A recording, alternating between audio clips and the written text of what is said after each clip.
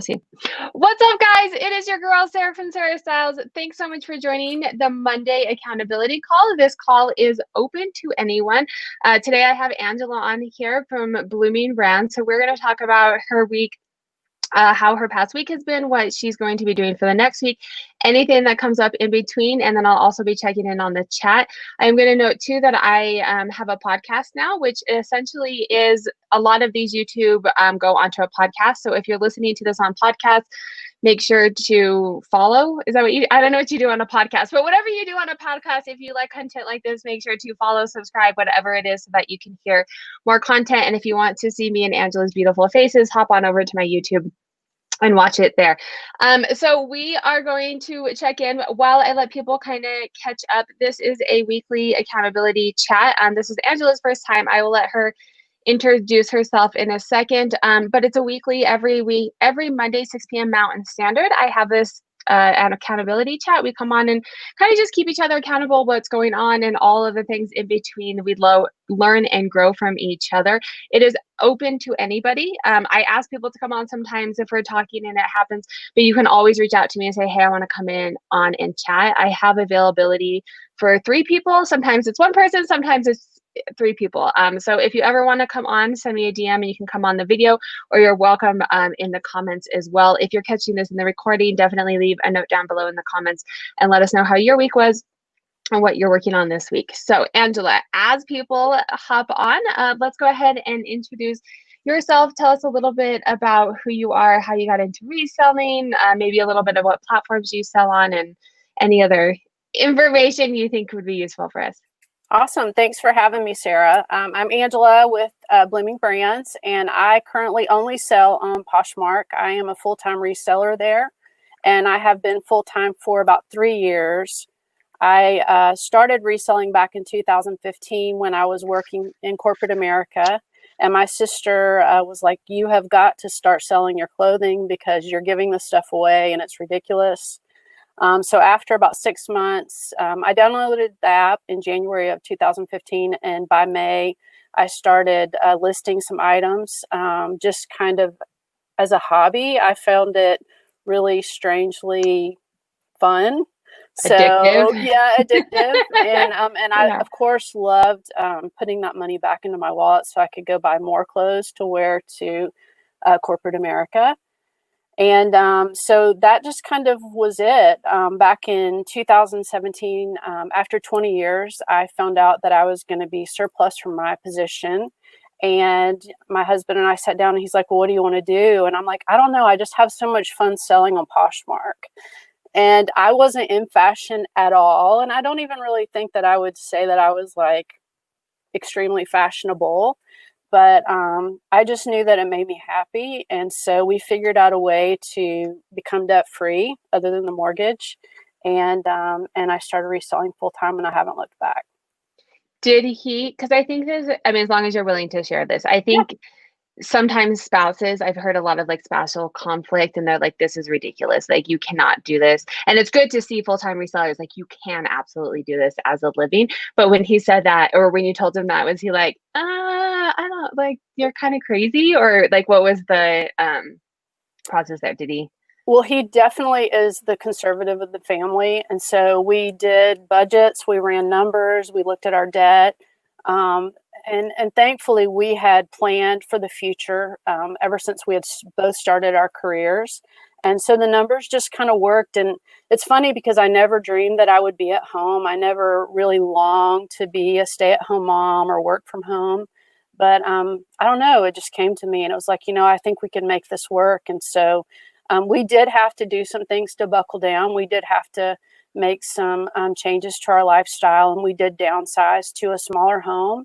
But I have a posh room, and I just love it because this lifestyle is so flexible. It allows me to take care of my family, make sure my priorities are straight, and allows my husband to be the breadwinner in the family. And it's just been fabulous for our family. Yeah. Now, remind me how old your kids are.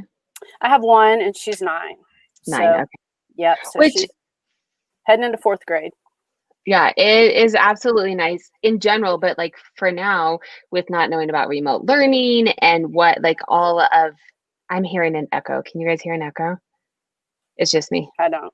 Okay. I hear myself echoing in my ear, so it's it's throwing me off. But it's nice in general to have it because you can drop off kids, you can pick them up. If they're sick, you don't have to call in. You can take them to soccer practice, PTA meet, like all of that is just whether you wanted to be a stay-at-home parent or not. It just makes Right. having kids so much easier because you were in charge of your own schedule. But especially right now, Yeah, do you guys especially right know? now. Yeah, I mean, we chatted about this a little bit before. So if you're watching this in the recording, we're July 13th today. So cases in America are kind of rising again. Some places are going back on lockdown. Schools are contemplating what's going on. So what's happening? You're in Georgia, right? What's happening in Georgia? Yeah, so numbers are starting to spike again. We're starting to see the states pull back on some things that they had loosened up on. So right now, I think everybody's just in a little bit of a sit and wait and see what happens with regard to the number of cases. And we don't know, like, for example, school was supposed to start here August 3rd, which is just a Oh, few that's weeks good. away. Yeah. And right now, I have no idea when schools start. I don't know what the county's plan is for what that looks like. So, Are you we're just in a kind of playing it by big, ear. are you in a big district or is it a smaller rural? I think it's the second largest county in the state. So, if I'm So not they're doing mistaken, something. Yeah, they're planning something. They just haven't let you guys yeah, know. yeah. So we're Yeah. anxiously awaiting. I think the school board meeting's tonight. So, Oh yeah. Well, so you'll have to hop over there when you're done and see, get the yeah, cliff notes, see what happened. yeah, I'm in Colorado, one of the biggest suburb of Colorado, but one of the biggest counties. And they told us like 2 weeks ago what they were going to do, but I would not be surprised at all because we don't start until the end of August, so what, like a month away.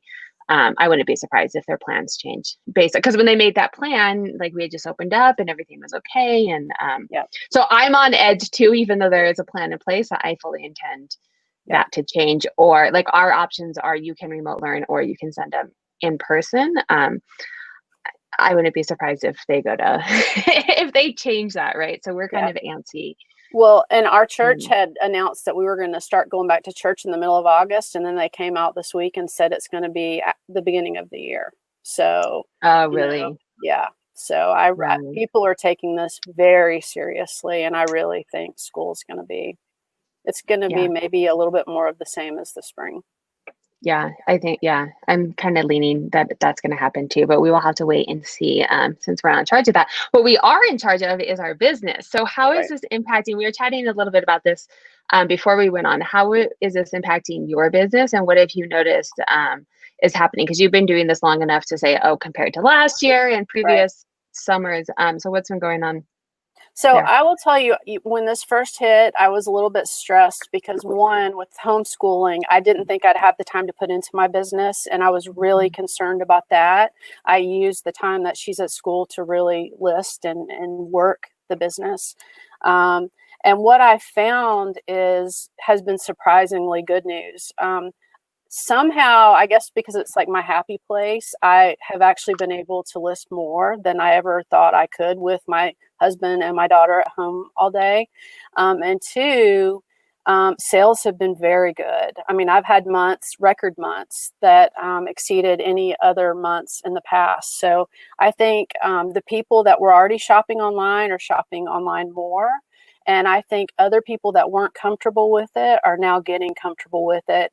And, a lot of that goes back to the comfort with the brands they already wear and the sizes they already wore and maybe even getting more into comfort clothing and loungewear. So, I'm really seeing positive vibes. And I think this will be true long term. I think the more shoppers They'll get used lean to it. on online shopping, the better it's going to be for resellers. Yeah, I agree. And I've noticed a similar thing too. I've actually ramped up my business during this time. And so that's part of why I'm seeing better sales is I'm doing a lot more. I dove into eBay and I'm seeing results there and stuff. But I'm wondering if, because I noticed the same thing too. I was like freaked out about kids staying at home. And I have 3 kids, 3, 5, and 14 who's special needs. So it was kind of a rough transition, but once we Yep. got into it, I noticed that I actually had more time for 2 reasons. One, the 3-year-old now has someone to play with because before like the other kids were at school and then I was trying to have to entertain him. And now when they're Right. not doing schoolwork, they can play with him. And then also I don't have to like get kids ready in the morning, which can take like, and like drive them there. I mean, it's like an hour and a half or 2 hours more of my day, not just driving around, right? Like we wake up and boom, we're like there. Sometimes we don't have breakfast until, 10 o'clock, but it is what it is. Cause I noticed the same thing too. And now that things are kind of opening back up for the time being, and we're doing a couple things like parks and stuff, I'm like, well, damn, like now we have to go somewhere. I don't just have all day for us to like lounge around the house and need to work. So I think that I noticed that. Well, and right in the beginning, especially, I used to run all the errands. So all the grocery shopping, all the Target, all the whatever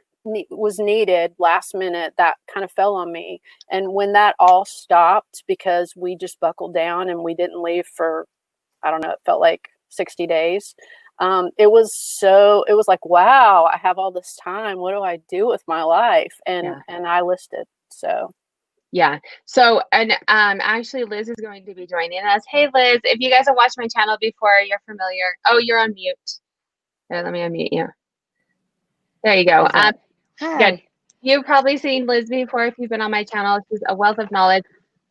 She and her husband owned a business prior to her reselling, so she has a lot of like business knowledge as well. I've done a couple videos with her, but we just she is joining to talk about her week as well. I did want to ask you, Angela, before we hop over to Liz, and we'll kind of check in with her for the day. So you mentioned you were listing a lot more. Did you have a death pile, or what have you been doing for sourcing during this time?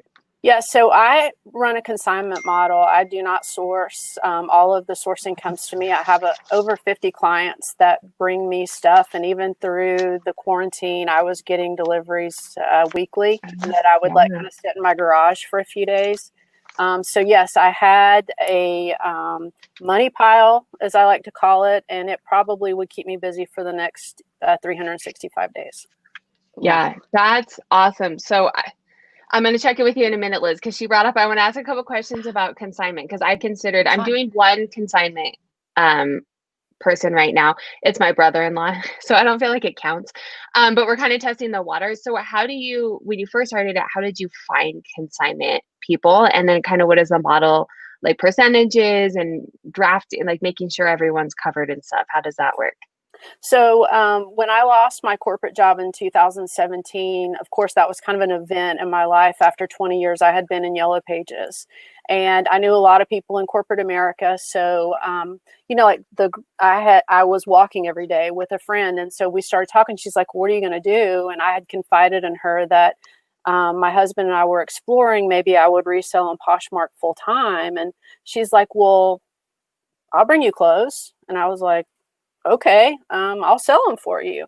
And so it really has just been word of mouth for me. That one has turned into more than 50. And I don't have any type of formal contracts or agreements. All of the people that I can sign for are either friends or friends of friends. And I just make it very clear up front about my expectations. And that is, they bring me good quality, they bring me good condition. It doesn't matter whether it's a brand or not. It just needs to be in really good condition. And, of course, we negotiate a rate and I pay them out once a month. And that has just kind of worked for me. They trust me that with the split, they know that I'm going to want to get as much as I can, because the more they get, the more I get. And that just has been mutually beneficial. I haven't really, knock on wood, had any issues with it at all. Oh, well, that's helpful, because I've had other consigners that come on, but they have like stores and stuff, and they make it sound really scary, like have legal documents, and you probably should, I guess, maybe, but it just makes it really intimidating. Where like it's my brother-in-law, so he was a reseller. He's kind of over the whole like listing and managing part, but he still likes the shopping, and he's done it for 12 years, so he knows how to shop for it. So I'm taking his stuff and then we're splitting it out, but it's allowing me to kind of put my toes in the consignment model and see, because I have considered reaching out to other people, because it's got to be nice to just have it come to you. The amount of time that you're saving not sourcing. It's been really nice. And I've had consignment stores seek me out. I've had fashion bloggers seek me out. I've had just all kinds of people come to me and say, I don't have time for this. And I talk to them and get a feel for what they're looking for. And if it makes sense for us and I feel like we have a good vibe, then that's what I do. Yeah. But it has to be understood that I've sold X and I have this experience. So you've got to trust me with, I steam it, I price it, I decide when it needs to be marked down. I do not give them a deadline for when I take it down. Once I list it, I agree to keep it listed until it sells, whether that's one day or whether that's a year. That's interesting because I know most of them are like 6 months and then you donate it or whatever. All right, Liz, what's up, girl? How are you doing? Let's check in. If you haven't, we started with who you are and how you got into reselling. So if you want to start with that, and everybody in the chat as well, this is part of my accountability call is shameless self-promotion. So if you guys want to drop your handles, your closets, your YouTube channels, anything reseller related, don't send me to your fitness blog or whatever. Although maybe personally, because I am into fitness. So send me a DM if it's that. But drop your handles and all that information in the comments if you're joining on the comments. And then Liz will check in with you, give us a little bit of background on who you are. I know who you are, but who you are, how you got into reselling, where you resell, kind of where you're at. I'm Liz Garrison in Las Vegas and 112 degrees today. Again. And Realize You is my call tag, has been for lots of things, way before even PoshMark. I started PoshMark back in 2013, just buying. I was one of those people that I've always been a seller. I mean, I've had an eBay account since 2002. And I remember finding wholesale, like vegan type purses and selling them at like my girlfriend's, cards game type of thing, just because I found such great deals through the years. But it's been stagnant over on eBay for about 10 years. I haven't done anything but buy there, but I've always been on there. So I've always done the garage sales, which I've come to hate. And then whenever we like move or something, I do the Facebook, marketplace to sell household stuff, or even buy, cupboards and shelving or whatever, or decorative stuff. And a girlfriend had mentioned PoshMark years ago. So I thought, well, let me see what I can sell. And then after about a year, I started selling. I was when I bought something, I was one of those ones that didn't accept it because I didn't know about it. I figured it out like a year later. I'm like, oh, I did never accept that. So you're the people we're all complaining about, Liz. Yes, I was back. That was back then. But then I met some really great people. Ms. Fabulosity, if you know her, Jill 555. They came. Well, I met Ms. Fabulosity just because of a meetup. And it was only a couple of us there. And then it was just a way to get out. I was working for my husband's company, for our company, but I was doing medical billing all by myself all day. And so I was losing, all my opportunities. Yeah. Well, we made good money, but it was, the crash really affected our business here when the, 2008 to 2010, it was bad. 11, 12 was when it hit us. But so I really, but that took a while. Once we sold that business, that took a while to kind of let it wind down. And then meanwhile, I was doing PoshMark on the side for 5 years or so.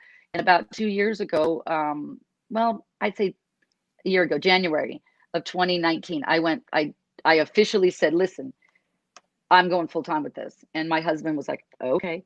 And so I gave myself permission is basically what I did, because up until then, PoshMark was backseat. I didn't take it seriously. I didn't even tell people. I was like, but I really started thrifting when I saw my numbers shift, because I hired a VA.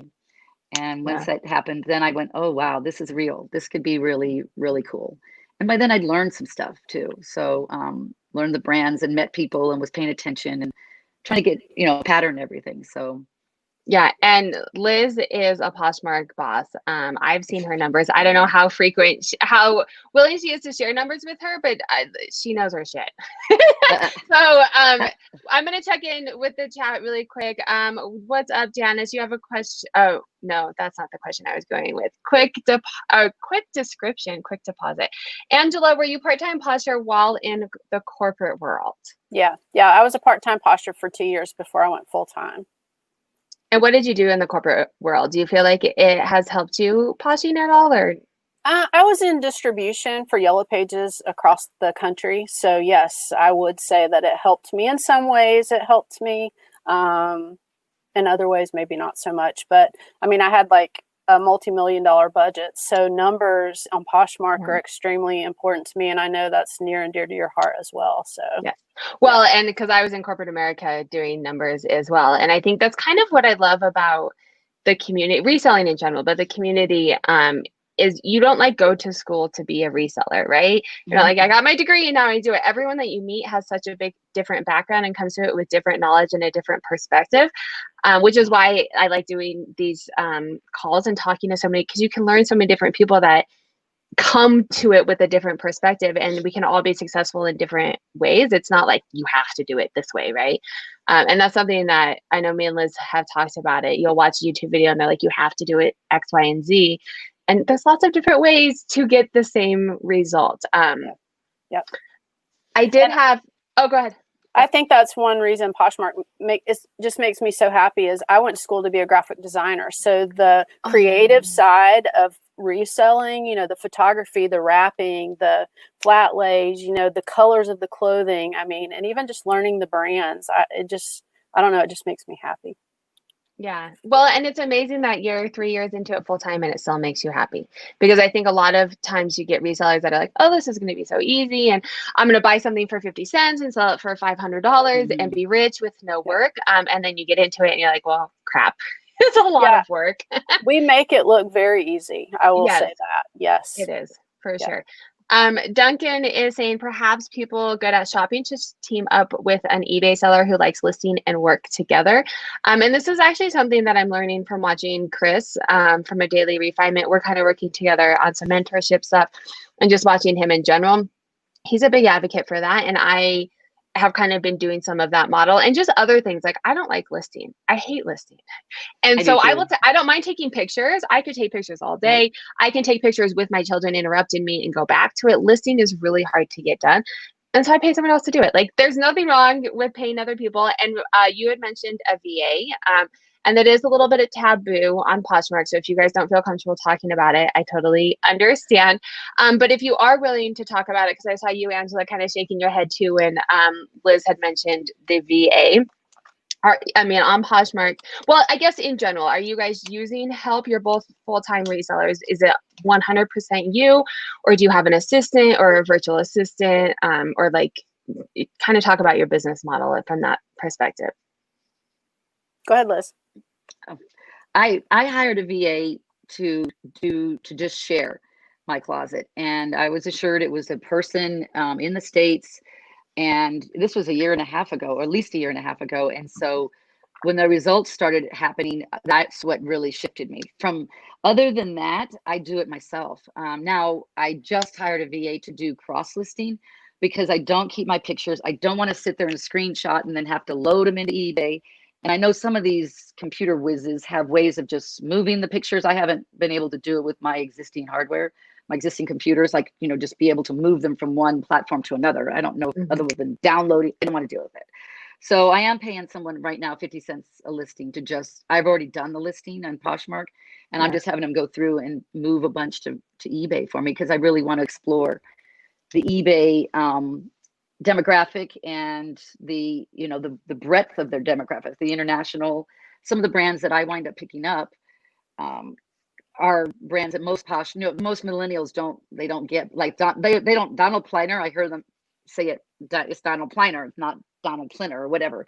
And so they don't know the brands. Stuart Weitzman is an old fogey brand to a lot of people, but I also know there's a lot of women that used to be really expensive in my world when I was growing up. It was high end. It still is really expensive. Sorry. Good. Well, Stuart Weitzman. Yeah, I mean, yeah, it's a different style than the millennials. And I think it's actually interesting because Angela, you had kind of noted on this. Do you sell more like corporate America, more, I don't know the right term for it, but I started that way, and now, you know, I mean, there's still some of that because some of my clients still work in corporate America, but I think it's kind of all over the board. I mean, everything from Zara to Lafayette to, you know, it's if it's cute, I'll list it. It really doesn't matter what brand, but brands do sell themselves. Yes, for Well, sure. and it's cute, Angela, because you don't have any investment financially until it sells, and then you don't have to have money out Yeah. while you're waiting, which is really cool. Mhm. Yeah. And that's my favorite part, is that I really don't have any money in it. But yet, I do want to bring back as much money as I can. So, You have your time. yeah, absolutely. As far as VAs go, I wanted to mention almost the same as Liz. In January 2019, I was like, something has to change because I don't have enough time and I don't have a way to create time.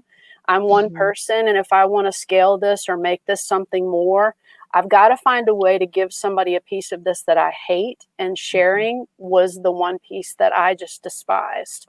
So I was so nervous to hire a VA because of the taboo. I mean, I'd heard it all and I'd heard nightmares. But I have to be honest, from the first 48 hours, I was sold and I will never go back.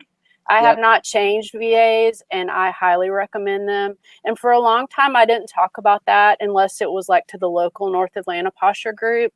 But, whatever. It is what it is. I chose a business partner, and that's my decision. And I just say that if anybody else kind of feels that taboo, you do you, right? Yeah. I think too, because I have a VA, someone who shares, and then also someone who lists. And also someone who helps me with YouTube. I'm all about it. Like no one's got time for all of this. I'm one person running a complete, I'm gonna call it an empire. I am the CFO, I'm the CEO, I'm the marketing manager, I'm the social media, I'm the bookkeeper. Like you can't do it all, right? And so I'll pay someone else to do it. But I think the taboo in the VA is, and I think it's slowly going away, but Poshmark is big on like not having bots and not having, and so I think that's where people were a little nervous if they were to, at least I was, just if I said anything, then maybe Poshmark would look at me and they would close me down. It was very like touch and go, but I feel like so many people, especially full-time resellers, you can't, if you were sharing your closet, that's all that you would be doing all day. Like you couldn't be full-time and make a decent living if you had to share a closet all the time. And you have to do both sides of the house, right? Well, sharing and listing. Right. I had lengthy conversations with some people that I know that work for Poshmark about hiring a VA before I made that decision. And what I gleaned from those conversations, as long as it's not a bot, there's nothing in their rules that say that you can't do that.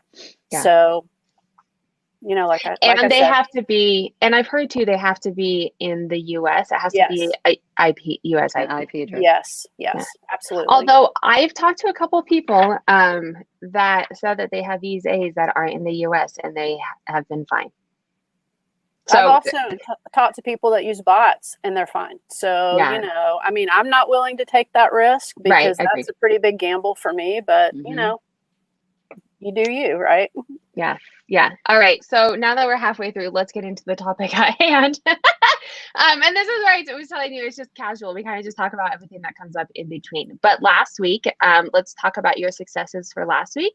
What were your big success? Oh, or not so much. Or learning. If it wasn't a good week, that's a success. You learned something that you're going to change. So what was and we'll start with you, Angela. What was your success for the week, or successes, or? Well, so I'll say this past week was probably one of the slowest weeks I've had all year. I haven't had a lot of no sales days since January 1st, but for some reason this week was very slow for my closet. But that's okay. I mean, you have to have that. It kind of comes with the territory. In summer, typically June, July, and August is very slow for me. So when I look at my numbers for the summer is actually better than it has been. So I'm going to celebrate that, and I'm going to keep on listing, because it's not as bad as I think. The quarantine and staying at home and people not out shopping is helping us. And I am seeing the trend for the summer be better than the summer slowdowns I've seen in the past. Yeah, that's interesting. And people talk about summer slowdowns. This is my second summer reselling. I did upcycle before. So it's kind of a different animal, but I've had good summers. Last summer was my best month of the year was July. And this summer I have increased my activity. So that's completely part of it. I really hunkered down in that. But I mean, people talk about a summer slowdown and it seems okay. I do want to ask, so when you're having a bad week or a bad day, I mean, what do you do anything? Is there, or do you just say, meh, sometimes that happens? Sometimes that happens. I keep doing, I think that everything Poshmark calculates all of the different pieces of your, this, not only the sales report, but just about everything that they quantify for you behind the scenes has importance. So I try to hit on all of those levers every day or as often as I can. And I just am a big believer. You just continue to keep your nose down and do what you do. I mean, a few bad days compared to an up year. I mean, I can't complain. There's a lot of businesses that have gone out of business because of COVID. So, I just try to stay positive and keep going. Yeah, agreed. And I want to touch on, well, actually, I'm going to let you talk too, Liz, because it seems like by your nodding and stuff that you were in a similar boat this week as well. Oh, yeah. And last year, summer slowdown, everybody's talking about it. June, July, I was like, not for me now. And I was on the upswing with the VA and just riding that high of the consistent results. So last June and July I think June I go by number of items sold because I just sometimes most of my stuff's in the middle of the road. So I sold 120 items. So this month so far I'm at 40. Which is not even, I mean, you're almost at the halfway point. And I'm like, wow. I know I've sold 5 or 6 on eBay. So I'm really up in that game. Now I should say I did send about 50 things to ThreadUp. So I took some of my stuff offline and put it in and sent it to ThreadUp. But it was stuff that wasn't selling per se on ThreadUp or on Poshmark anyways. It was more career wear and so forth. So it's been a really funky couple of weeks. Even in June, I was starting to see like, wow, I have March and April, May were okay for me. And I was really grateful for the fact that we had this. And I, like you, Angela, I do some consignment with a couple of people and I had some girlfriends just give me stuff, which was great.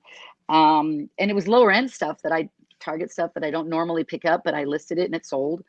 But I'm really seeing either I was sharing with Sarah earlier, either there's a writing on the bathroom wall somewhere that says, anybody with more than $20 bill, like it's $20. Everything's like right at the $20 on Poshmark right now. So it seems a little either that or they want the new with tags or they want the I don't know if the opening of everything really affected us. Like, so did everybody go out and spend their money on the really great deals that Ross and Marshalls and all those guys had? The buyers alone did that. Yeah, well, and that's what I'm wondering if, as you guys were talking, I wrote down 2 notes, and I want to know your thoughts too on what you guys think was happening in the past couple of months, but then also in this week. And I'm wondering if the past month-ish is places are reopening, and not necessarily that they're going and shopping somewhere else, but now they're going and doing other things. Like, and for me, we're not going. We're still being very cautious in where we go and stuff, but we are going to the park now instead of sitting at home on my phone, indoors, bored, you know what I mean? And so people are just out doing things where before they weren't necessarily doing that. And then I'm wondering too, if this week there's a lot of, maybe it's just me, but I'm noticing a lot of like tension in the air right now, with cases going back up, schools starting, not start, like no one really knows what's happening with schools. And I noticed the week that the riots are still happening, but the week that it was very publicized and, first starting, my sales were down because people were outside at protests, right? So I don't know if you guys have thoughts on that or other things you think maybe is contributing to it. I think definitely the stores and their offerings have caused some pressure on different brands. And I'll just give you an example. And this isn't like the hottest selling brand ever, but I do have a client that brings me a lot of brand new with tags Old Navy. And the specials that Old Navy's been running on their website, I mean, I don't even want to list it because I'm not giving this stuff away. I'm going to hold it until I can make some money on it. So I think the different stores and how they're going about their strategies to resell is definitely impacting certain types of buyers. Yeah, that's true. Okay, so I think I wrote down another question, but now I don't remember. Okay. And definitely, I think the news. I mean, I think all of it, between the virus and the riots and the political, I think it's all, we're a captive audience. And when I say we, everyone, we're just a captive audience right now. So I think we're all very emotionally tied to what's going on in the headlines right this second. Yeah. And I mean, on that note, I usually in the afternoon, my kids, I wish that they still naps. They don't. So we watch a TV show because you got to survive. But usually when that happens, I will sit down and I'll do like some PoshMark activity and kind of do a little bit of work and more casual stuff. And the past couple of days, I've been on my phone, like looking up articles and looking at data and for COVID and schools and everything. So like my mind is even on that where away from what my normal activity would be. And for me, that would be working. But for other people, it could be online shopping while their kids are taking naps, right? So that makes sense. I do want to note too on Angela's point about what do you do when you have a rough day. You can't build, and this is like my dashboards look at trends. You can't make a trend off of one day. So if you have a bad day, it sucks. But if you keep your head down and you're still, you can't say, oh, I had a bad day and let me change my whole business model, right? If you're noticing that you're having multiple bad days, or now it's been a month and your month is half of what it used, like once you get longer trends, either a week or a month or a quarter, you have more data to look at to see if it's a trend. And then you can say, okay, I do need to pivot my business model, or there's nothing I can do about it. It's the economy. Like I can't change COVID right now, but maybe I don't spend as much money so that I'm bringing in more profit. You know what I mean? Like you can start to make decisions off of longer periods, but one day without sales, it sucks. But like to Angela's point, keep your head down, keep doing. I mean, everyone has a bad day. Oftentimes, if I've had a bad day, I look at my numbers and I'm like, my month's still good. It's Poshmark and eBay telling me to take the day off. Like, I'm just going to take the day and I'm not going to sit there and like try. Now, if I've had a bad month, then I will like double my activity to try and get stuff. But sometimes I'm just like, meh, I'm going to let it be. And I'm just going to ride it out and I'm going to go spend the day with my kids and have one day with no sales. Like, it's not going to kill me. Yeah. Yep. I also keep a running list of like things that I want to try. And so last week, one thing that I did do, and I haven't done this before, is kind of stuck my toe into retail arbitrage.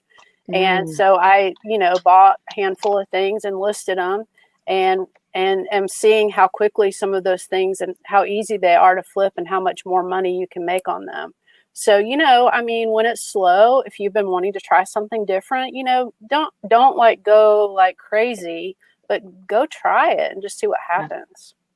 And I think a lot of people, and who I've been talking to, myself included, this has kind of forced me to change my business model in a little bit. And all of these things that I was like, I'm going to try, because sourcing was down for so many months. I was like, well, here we go. Like, I'm going to have to look at different ways. And I found some other ways to source and things that are working that I probably would have never tried before, right? Because I had a business model, it was working, and whether it was working good or not, I just kept doing it, right? And so I think we have to come outside of this and try and think positive about things. So even if sales are down, you can look at other things.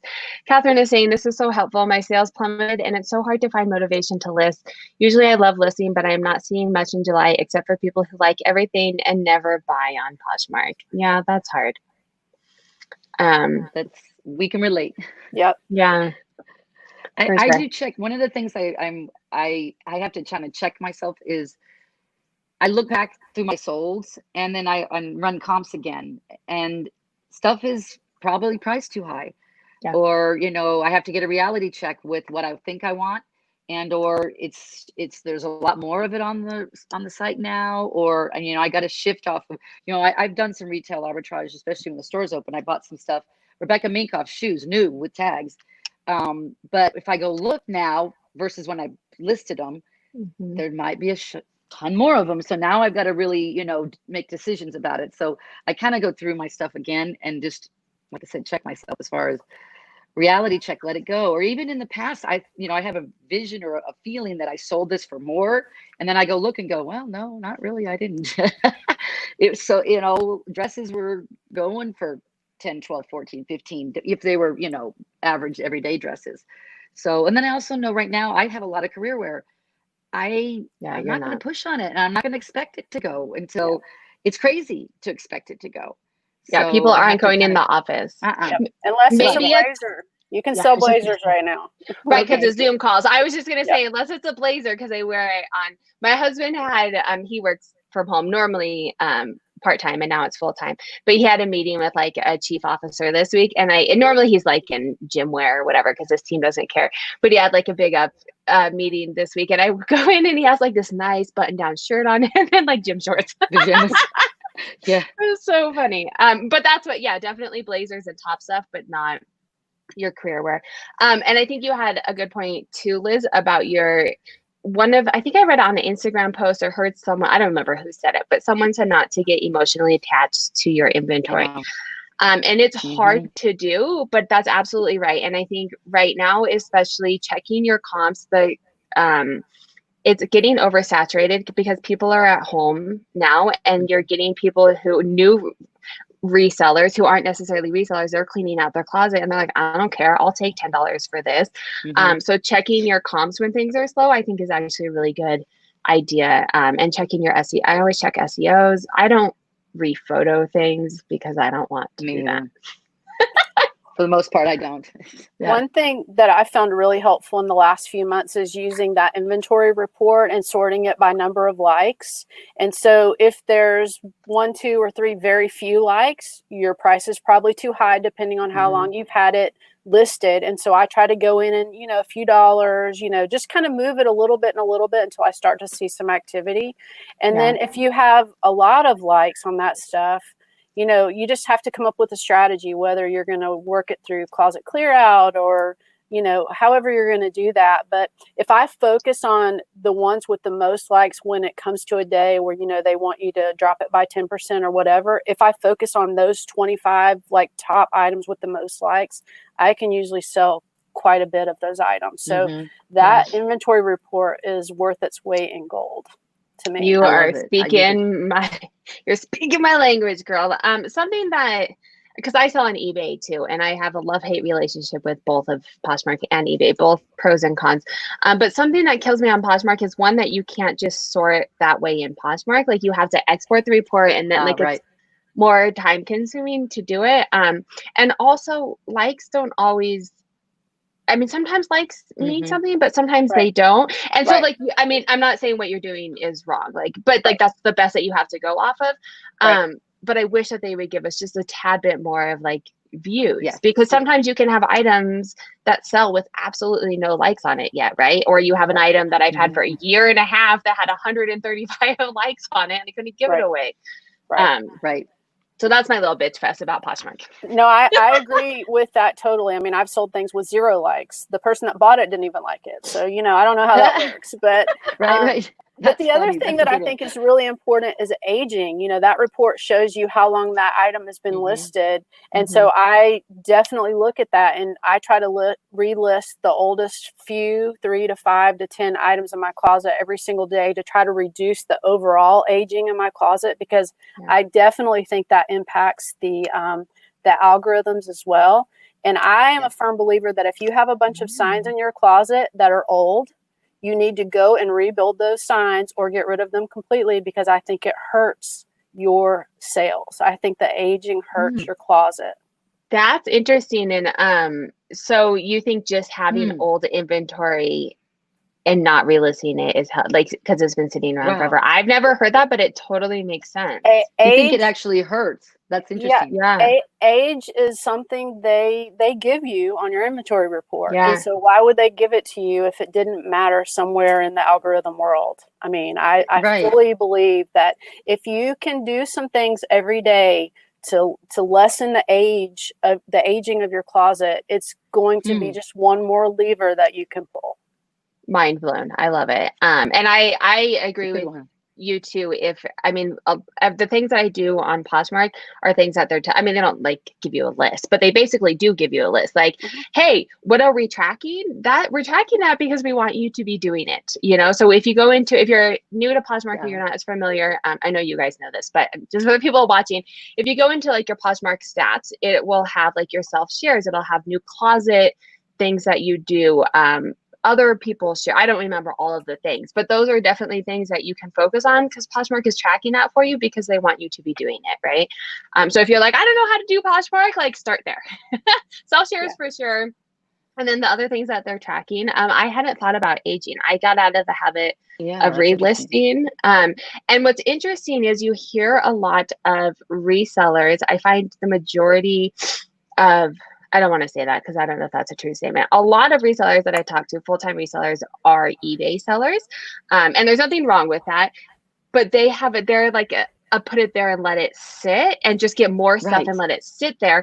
Where, I mean, you're kind of saying the opposite for, I mean, Liz have talked about this too, but like Poshmark is different. And so you're kind of saying like, you don't want to let it sit there, at least keep relisting it if you're going to keep it in your closet for a while. That's smart. I like it. That's interesting. Yeah, that's cool. Violet. Oh, hey, Violet.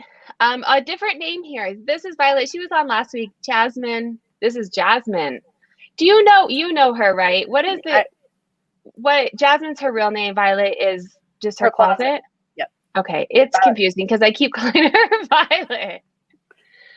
She is asking, do you think the back to school sales pickup that usually starts happening soon will be impacted with so many considering online schooling and great seeing you guys. We were talking about this before and I'd love to hear you guys' thoughts on that. Absolutely. I think it will have an impact. If a huge percentage of these kids are going to be homeschooled, I mean, first of all, those day one, the taking your kid out shopping and the whole experience, it's kind of like buying a prom dress, but yet you're going to buy new clothes and you're going to pick out new school supplies. They don't need half of that. And they may not need any clothes until the middle of fall. The way I personally hate new school shopping anyway, because most of what we buy, they can't wear for at least a month because it's so stinking hot. And also, they grow out of it so quick. So by the time you're done with it, they didn't even wear it, maybe twice. So I think parents are going to be very apprehensive to go out and spend a lot of money on back to school if their kids are going to be homeschooled. That's a very valid point. Yeah. So that could have actually two sides of it, where maybe they buy some used in certain parts of the country where they're, back to school, they buy used instead of the stores, or the other side of it is they don't buy because they're not going back to school, or they don't want to, or a lot of people are out of work. And so money is still tough and, really tight. So I think, and that may be what's hitting us too, is that people are out of money, Yeah, the stimulus is definitely gone. Go ahead, Angela. Sorry. Athleisure and, comfy and cozy and shorts. And I think all of that is going to continue to be the way to go until we kind of know when things are truly going to open up. And I think even if the schools say they're going back to school, it's just a matter of time. It's a matter of time before these numbers spike again and they're going to have to close the schools. Yeah, we chatted about this a little bit before we went on, but we have a month until it happens. Currently, our district is online or in person, and the parent gets to choose, which kind of just makes me like feel overly anxious because I'm like, I don't know what the right choice is. But I mean, you're right. Like I don't know. You can choose. So even if it is still in school, I bet at least half of the people are not going to be doing it. They're not going to buy their kids. Like, money's tight right now. Okay, I'm not buying you a new pair of jeans for your Zoom calls. Like, maybe I'll buy you a shirt, but yeah, that's a very valid point. Let's see. Someone did have a question. Let me see. Hold on. Well, now I can't find it. Oh, there we go. Catherine's asking, does anyone use IG paid ads successfully for Posh? What is it? I don't know what that is. Oh, Instagram paid ads. I use them maybe like once every 2 months. I don't know if you would say successfully. I mean, it doesn't hurt, but. I'm just wanting to clarify, are we talking like having a post on Instagram and you pay to promote it, or one of the Poshmark campaigns for Instagram? Do you know what I mean? So let me clarify with that what she's talking about. Because it could be either way, right? If I'm reading the question right. Okay. Okay. I think I like to check in with the comments. I think we're all good. Sometimes I get so enthralled in our conversation. I don't check it with the comments. So let's talk about what our success. Well, let me see what my success was for the week. I'm actually I've been successful at stepping back a little bit, which kind of sounds weird because like, I'm running a business, and it should be go, go, go. And yay, I did this, but it's actually really hard for me to take a step back. With the kids at home and COVID going on, and now we're not knowing what's happening in school, it's just been very hectic around here. And I feel that my kids need me a little bit more than previous summers. And they grow up so quick. I think my youngest, I know my youngest is 3, but it's getting to me like he would start preschool in the fall, and like time is going quickly. So I've been trying to spend more time with them, which means that that's less time for my business. And I still do things, but I'm stepping back from YouTube a little. I'm still going to do this call on my Wednesday call, but I'm not doing as much YouTube, and I'm not doing as much of the grind, which is actually a success for me, because that's very hard for me to turn that part off and go hang out and do things when I'm like, I need to do this. I need to do this. And one thing I will say that has really helped me in doing that, in working with Chris, he had mentioned once, your mind is not meant to store ideas, it's meant to come up with them. And so when you store them in your brain, that's when you build that anxiety, or you can't sleep at night. So I've done this off and on in the past, but I have a notebook, and even like at night, I'll be sitting there thinking about all these business things. So I'll come downstairs and just write everything down, and then I can go off and do my thing, because I know when I'm coming back to work, I will have it all there, and I'll be able to do it when I do it. So that's kind of it's not like my best month ever, like some big, huge success like that, but it is kind of a hard thing for me to do. So let's go into, we are pushing on an hour, and I don't want to hold you guys any later, but let's talk about our goals for the next week, however small or little they are. If you guys have any goals for the next week, and this goes for the chat as well, accountability for you guys as well, if you want to share your successes with us, and then let us know what you guys plan to work on in the next week. Personally, I'm going to just work more on eBay, and I just went to the store and I got some more. I thrifted some more stuff, so I have just a little bit of death pile, I guess they say, maybe 20, 25 items that I need to get it all listed, get it all done, and then and get eBay, work more on eBay. But again, my inventory is more of a season. It's more for fall, because it's even the career wear, that type of thing. So just kind of get my house in order, I guess, get tidied up and get streamlined, so that I can, hopefully go for it some more come August and September, get back up and going here. Yeah. We'll see what happens. Do a lot of following. I'm going to do a lot of following.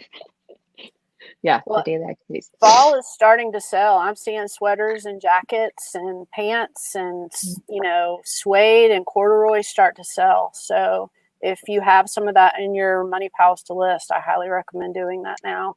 If you have Halloween costumes, this might be a good time to start listing those. Very good. Very already? Nice. Yes. That's a great. Time flies. And people will start snatching those things up because they get gone quick. So no, that's valid points. That's a good one. I'm going to list 50. I already prepped today the 50 that I'm going to list. So that's going to be kind of my goal for the week. And then like you, Sarah, I've allowed myself to take July and just try to spend some more time with my daughter and enjoy summer a little bit. And I think it's very appropriate to say giving myself permission. I actually am not filling out all my listing trackers and all my habit trackers. I'm just letting them all go, and I'm not obsessing over kind of my dashboard right now, because last month I was pretty high strung with what it was or wasn't doing. And so I'm like, you know what, I've got to enjoy this. This is why I do this, right? So that way I can enjoy the summers with my daughter. So yeah. And I have to keep reminding myself, like, I do this to stay home with my kids, but like, I'm not staying home. I mean, I'm here with them, but like, I'm not present with them. Right. And so, but it is helpful too, I think, for them. At least I'm seeing this in my daughter. She's 5. Her seeing me work is showing her such a work ethic that you don't see, or even my husband too, because he works from home. But it's not nearly as fun to, like, he works on the computer, right? They know he works, but it's just sitting at a computer where like my daughter like helps me package and helps me take pictures. And she was like coming up with her own store and was telling me the other day, I'm going to buy inventory for you, Mom. And I'll give you a really good deal, and then we can sell it. And so she's already like starting to process and learn a lot of that. because sometimes I feel guilty for like working so much when they're here. But then I'm like, well, they're also seeing things and I'm not away from them, right? I don't have to be gone from 9 to 5 doing what I'm doing. What I'm working on this week, and I'm going to say more of like I don't know necessarily this week. I'm going to start researching it. I don't know that I'll have like a attainable goal by the end of this week. But I want to start looking at like other sourcing spots. I'm a mainly thrifter. I've dabbled in, I had a friend who does liquidation, and she was like, I have all this stuff. I went back to my other job. I don't want to list it. Do you want to buy it from me? So I kind of dabbled in like buying a pallet and wholesale from her. So I might look at like look into like a reseller license and how that works. Maybe consignment. Just kind of, I think this week will be like researching things, right? I don't think I'm going to come out next week saying, okay, now I'm doing wholesale, but kind of just spending some time researching different ways to get the inventory to come to me, because thrifting is I enjoy it, but it's very time consuming, and it can get very stressful when you're like, I want to list this many items and then you can't find that many items, right? So it would be nice to kind of have different ways to have inventory. Yeah, or even just different ways. Like my brother-in-law, he's bringing inventory to me. I get so many items a week and I don't have to worry about it. I need to figure out what I want that to look like, I guess. So that's kind of my high level, what I'm going to be doing this week. Let me check in. Oh, go ahead. Are the pallets that might consider, are they in the city that you're in?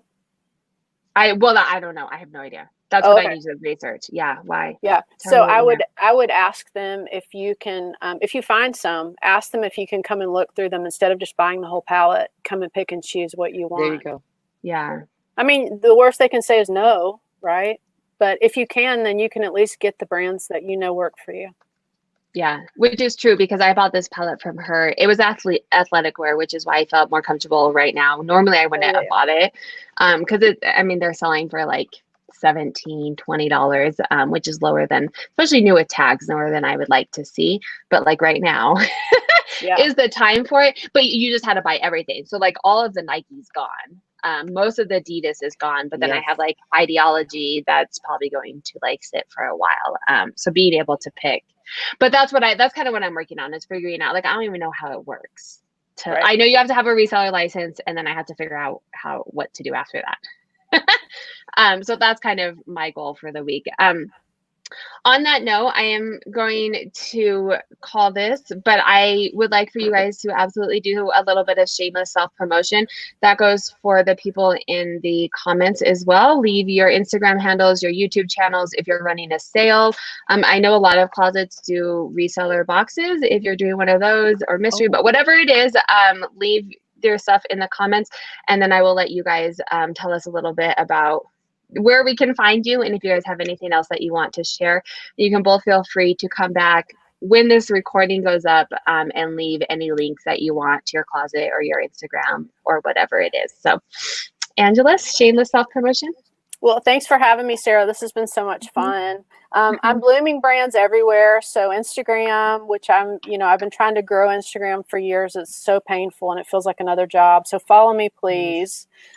Twitter, my plan is to start a YouTube channel, and I have it, but there's really not a lot there right now. So one day, maybe that's going to be a goal of mine, is to just do it and quit talking about it. And then for now, PoshMark is number one for me. So yeah, it is. I'm going to say that me and Liz were talking on the phone earlier, but I was telling her how brutal it is. Instagram is a job that you don't get paid for. Yeah, I mean, I'm finally monetized on YouTube, but it's Denali El Ducho Thrift. If you follow her, she calls it hundreds of cents. I mean, I make like $5. Like, you don't make a whole lot, but you put a lot of time and energy, which is why the one thing that I'm pulling back is YouTube, because I don't like, if I pulled back reselling, that's the majority of the income. I enjoy YouTube, but it's a lot of work. And Instagram for sure. It's a lot. All right, Liz, what's up with you? Just realize you, but that has an underscore in front of the word on PoshMark. And on Instagram, I have realize you, and then I have realize you Posh, because I was encouraged to open up a business side of things, and I still have to go back and forth between the two. And I'm like you, Angela, I struggle with it. When I run into something funny, I'll put it on there. But And I struggle with self-promotion, period. I struggle with that. And my kids are out of the house, so I just do what I do. I have the time to work, but I could work 80, 90 hours a week if you don't pull me back a little bit. I have to take time for myself. So yeah, I do love helping people. So, come find me and ask me questions, and I love to help. So yes. And I will say, Liz is getting onto eBay, but if you guys have Poshmark questions, these two women are your people.